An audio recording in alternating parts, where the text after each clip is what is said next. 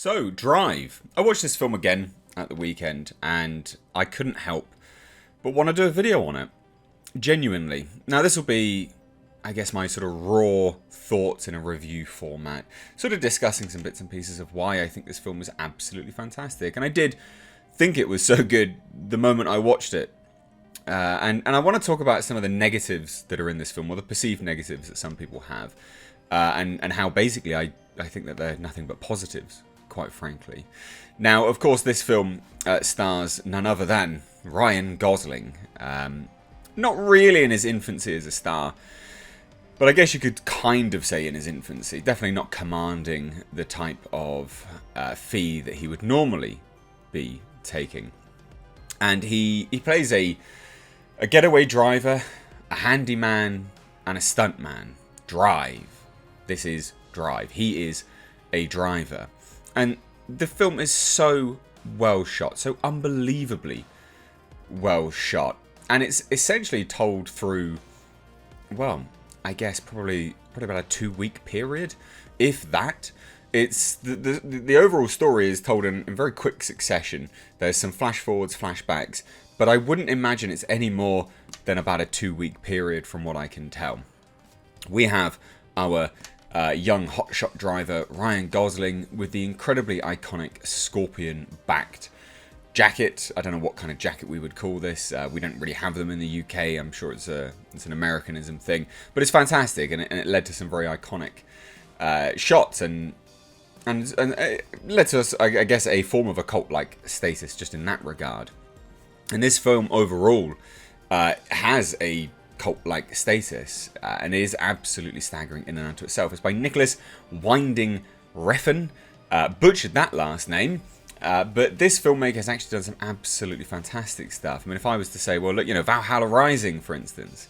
This is a guy who wrote Valhalla Rising. He also did Only God Forgives, which also featured Ryan Gosling. So, of course, Ryan Gosling clearly enjoyed working with the chap. Now, let's get into the nitty-gritty of what this story is about. And full spoilers, this film came out 10 years ago now. Literally 10 years ago. 2011, if you can believe it. So here we have our hotshot driver essentially coming into contact with a family that lives in his apartment building. Now, it's not an apartment building that this guy particularly lives out of in any shape or form. His apartment is empty. It's pretty, well, it's just void of any sort of homeliness. But this is him coming into contact with this family. And from here, this chap starts to develop feelings for this woman whilst also going about his normal business. And he has a boss in Bryan Cranston that is a little bit dubious with certain bits and pieces and is tied up with the wrong people. The mob, as you can say. And so is obviously Ryan Gosling. He is tied up with, the wrong people. He's a getaway driver at the end of the day. And from there, we start to go into some issues with respect to the boss. Makes a deal with someone for like 350 odd grand to race like NASCAR driving. Here would be our driver for that. But then the family that he comes into contact with, this driver, the husband of the family, comes out of prison and he's being chased down by some sort of low-level criminals. And he agrees, Ryan Gosling, this character of Drive. I don't even know if his name's actually given in the film at all. But anyway, this character agrees to help this chap out because obviously the family is threatened. He has feelings for the family and gets tied up in some really, really shady stuff. And from there, basically, a whole bunch of sort of action and car chasing ensues. But it's very slow burn, very slow pace, but so expertly done as well. So from here, I want to get into really what I enjoy so much about this film. It is so expertly shot. Every single frame of this movie could be a poster. This could be a poster. It's a beautiful shot. Even this could be a poster. How well lit this film is. It is so fantastically lit. And just so expertly framed. Everything looks fantastic. And if you're familiar with Nicholas Winding's other films as director. You know, he's done The Neon Demon, Only God Forgives, Drive, Valhalla Rising. He even did Bronson, you know, the Tom Hardy starred film about the British prisoner. So he's done quite a lot. He has done actually quite a lot of things. And every single film this chap, you know, puts to screen looks beautiful. Absolutely beautiful. This shot, for instance, great framing. Great framing. I've had to stretch this out ever so slightly just to cover the entire screen.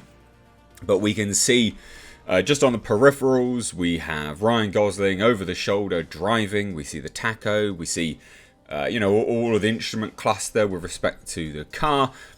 And then just framed very nicely and then lit expertly is Ryan Gosling's face in the rear view mirror. And that lighting there is very well done. Very, very well done. Everything about this film oozes poster. Look, this shot here could have been a poster. Absolutely beautiful. And this shot, this frame particularly, is so very well done. Because this then proceeds with another car pulling up, Bryan Cranston's character coming out, and obviously discussing how essentially he needs to get away because they've tied up with the wrong kind of people and they've basically stolen someone's $1 million that is then going to lead to a bunch of death.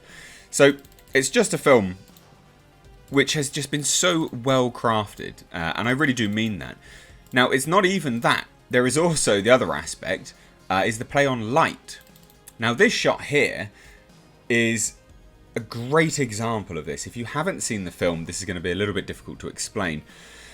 But Ryan Gosling's obviously caught up with this $1 million that he essentially didn't mean to steal, but he did steal. This is the deal that he made with the husband of this family to try and get him free from these low-level criminals so they don't threaten the family, right? They then obviously get roped into much bigger things. Nino, a character played by Ron Perlman, sends a goon to go and kill the kid, who is Ryan Gosling's character. But is sort of interrupted in that because he goes to get off the elevator and Ryan Gosling is there waiting to get in to the elevator with the woman. Now, they get into the elevator, Ryan Gosling sort of looks over, he notices the gun, and there's this beautiful scene, and it really is beautiful. And the lighting is as current as it is now, and it stays quite static. Ryan Gosling pulls the woman behind him. The lighting shifts and changes to a sort of a vibrancy, a sort of a peak light, and then he starts to make out with her. And then he turns, and then the lighting changes again, and then he lays into this thug, this goon. And that play on lighting is just so very well done. So very well done. So there's so many cinematography aspects which make this film just fantastic and oozes onto the screen. It's so expertly done. But I'm sure you're all thinking, well, why haven't you even mentioned the score? Oh my god, let's talk about the score. What a great score from Kavinsky, who did... I don't even remember the track. But I know the song. Again, I listened to it recently. The score is so very well done. It's very retro 80s synthwave. Just beautiful. Fits the aesthetic because they're going for this sort of neon lit, dripping 80s vibe. It's not the 80s. It's not. Like, we can tell that from what, mobile phones they have. It's definitely not the 80s. But we're firmly sat in that 80s aesthetic. And it's so very good. Now, let's get on to some elements that people generally dislike. Ryan Gosling doesn't say much throughout this movie, right? He's quiet.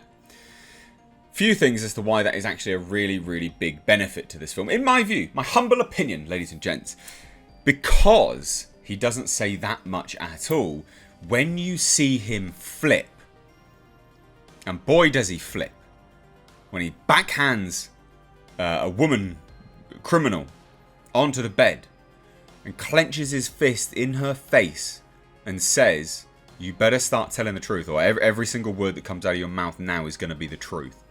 At that point, you know this guy means business. You know, when he stands there in front of this other criminal and he says, he gets out. You do this, you do that, you do this. And he gets out. When he sat there in the cafe and a guy who's done a job with him before comes up to him, very unprofessionally, mind you, and says, oh, I remember you, I got this great job, blah, blah, blah. And he says, how about this? You know? You don't say another word or I'm going to knock your teeth in or something. I can't remember the exact wording. But it's a threat. And it's powerful because the man doesn't say that much at all. And you need that. You need that about this guy. You need him to be incredibly threatening, whilst also being able to convey this good nature with this family. If he was threatening all the time or he was talking all the time, I think it would detract from that. I think it would take away from that. And I think you'd actually be left with a very, very, very much worse film as a result. I think Ryan Gosling was actually the perfect pick for this. Genuinely the perfect pick. Now, there's also some really, really good car chase scenes, actually. And I didn't think about that when I was watching this the first time. Not once did I sit there and go, that's a great car chase scene. I don't know why, I just didn't. But I've gone back to watch it again. I watched it literally last night. It's on Amazon Prime. You can buy it in HD for £1.99, right, in the UK. £1.99. Well worth it in HD. Beautiful film. Strong recommendation. But those car chase scenes are really good. Really good. Now, there's not like a whole ton of cars around them, but the shot to shot from Ryan Gosling's face to the wheel to the car that's chasing him, those shots craft such great tension that I haven't seen replicated in many films of late. Ford versus Ferrari did very, very good shots of cars, you know, cars doing racing and things like that. But car chases are very hard to get right. They can be overly dramatic, bombastic. They can look stupid. They can look very, very fake. This was really well done. Even to the point where when Ryan Gosling's the kid does a quick loop, puts his car into reverse to get away from another car, the car still chases him. Now, obviously, that's actually completely right, because reverse gear is not... It's one gear. It's not that fast. Like, you can only go a certain speed in reverse gear. But he did it for a purpose, because then when he looked back around, the car then hit some water barrels. So I liked that element. I liked the elements of realty behind it. And that's given to us actually straight from the off. There's an opening where he is doing a getaway job with some people. And that's so very well done. The shot of his eyes and the wind, you know, the rear view mirror whilst he's waiting for police to turn. Quickly swoop in, turn his lights off, get behind a truck. Oh, he's listening to the radio. It's a great film. Great, great film. Strong recommendation from me. And I just wanted to discuss it because I haven't... You know, this was released 10 years ago. I've only been doing YouTube for like, 4 years now? If that. Yeah, not even 4 years, I don't think. And I haven't had a chance to talk about it. And I do like revisiting some of these films every now and then. And if you haven't seen it, you really must. It is a just fantastic film. Really, really well worth it. And why it's so cheap is beyond me. It could absolutely command a much higher price. It's a valuable film. It's very, very good. So there you go. I'd love to hear your thoughts. Please do let me know down below in the comment section. I know I'm sure a lot of people will disagree with this, but that's the beauty of film, isn't it? Life would be a boring place if we all had the same opinion. Thank you so much. Take care.